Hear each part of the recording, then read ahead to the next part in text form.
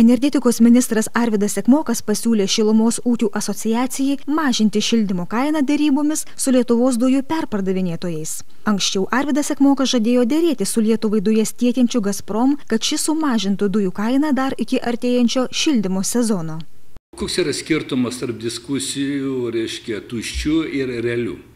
Realios diskusijos būna tada, kada būna konkrečiai pasakyta, kaip bus mažinamos šilumos energijos kainos. Pavyzdžiui, pirma, yra sudaryta tarpvalstybinė darbo grupė, kuri tarsi su Gazpromu ir pavyks susitart 15%, kad bus sumažintos gamtinių dujų kainos Lietuvai. Kol kas tarp vyriausybinės ar tarp valstybinės darbo grupės Lietuvoje mes nematom.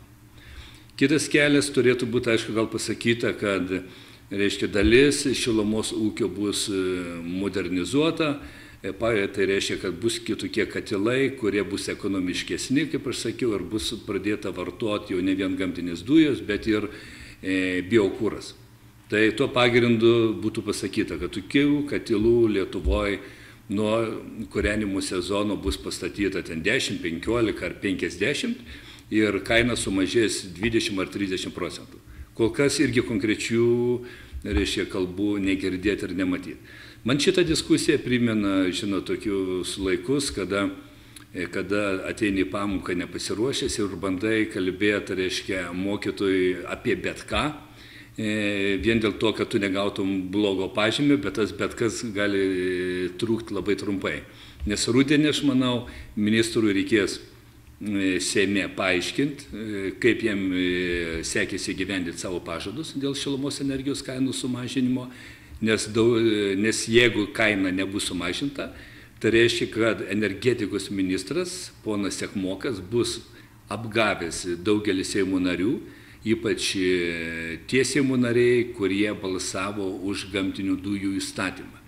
Nes jų motyvas buvo pagrindinis pritariant šiam įstatymui, kad nuo ateinančių šilumos sezono šilumos energijos kaina sumažės. Tai kalbant valstybinių lygių, ministras turi pateikti atskirus žingsnius arba veiksmus, kurie įtakos šilumos energijos kainos mažėjimą. Bet jeigu kalbi tik tiek, kad mažės, bet tu nepasakai, kokiais instrumentais tai bus pasiekta arba sumažinta, tai aš vadinu populizmu arba aiškiai demagogija arba tiesiog paprastai liaudiškai pasakius žmonių mulkinimas.